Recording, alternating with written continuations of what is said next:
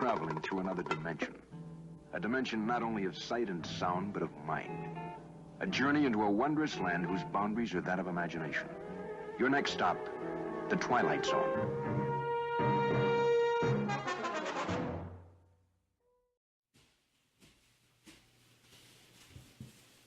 What is that?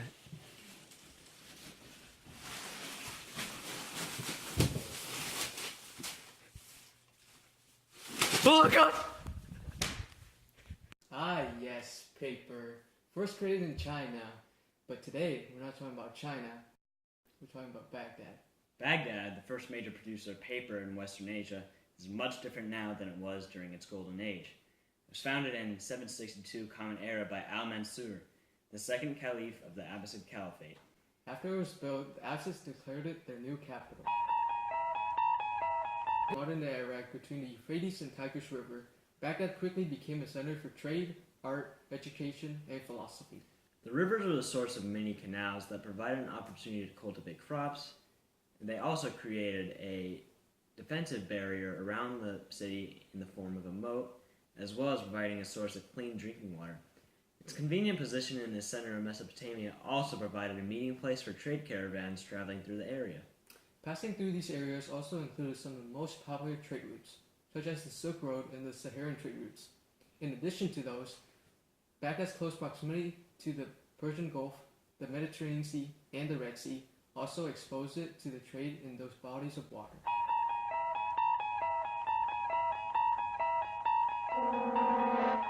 Today, Baghdad, or Iraq's economy, is widely based on oil trade, far different than during their golden age. Back then, Baghdad thrived on the sale of leather, wood products, jewelry, and different types of textiles. Baghdad was also heavily involved in the exchange of many agricultural products.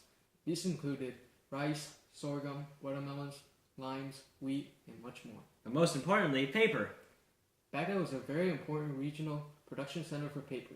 This began when they modified the process of paper making it much more fine and thick. Sadly, Iraq no longer manufactures much paper. Their foreign trade is based mostly on oil, 95% of their exports.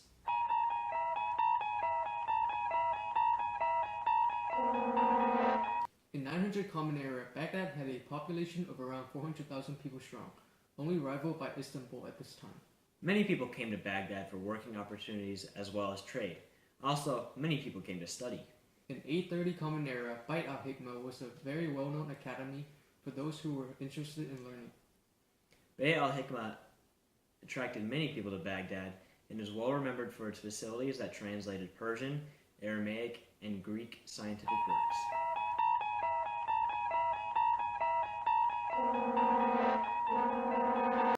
Baghdad's population consisted mostly of Arab peoples. Although Baghdad's reputation as a trade hub attracted many people from Africa, Europe, and Asia, some of them decided to stay and made up a very small amount of minorities.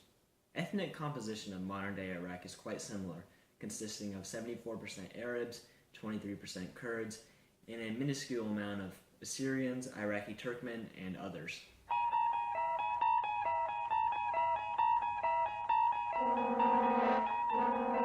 In modern day, Iraq's most prevalent religion is Islam, which is 97%. The other 3% are Christianity and others.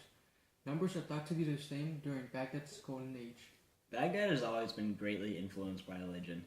Even the name holds a religious significance, which is said to come from the ancient Persian words bag, meaning God, and dad, meaning gift.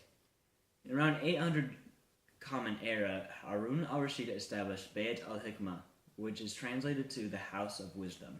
Beit al-Hikmah was a very popular place for scholars, Muslim and non-Muslims, to analyze religion and other cultures.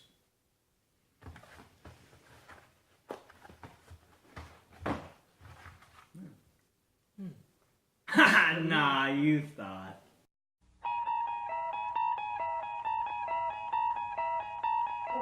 Established in 762 AD, Baghdad has had an interesting timeline. In about 762 AD, Baghdad became the capital of the Caliphate founded by Abu Ja'far al-Mansur.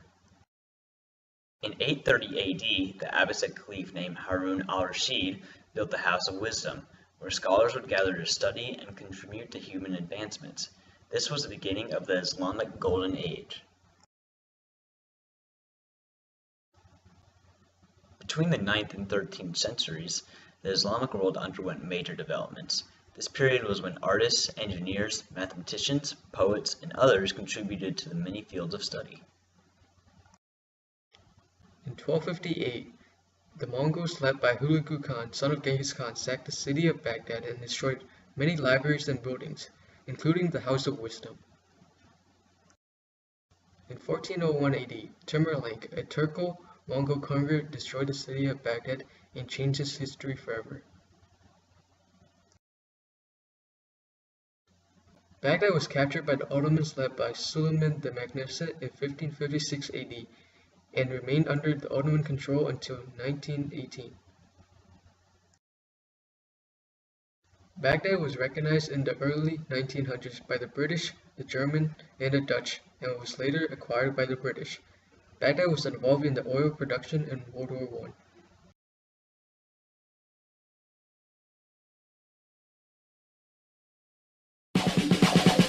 Ocean man, take me by the hand, lead me to the land that you understand. Ocean man, the voyage to the corner of the globe is a real trip.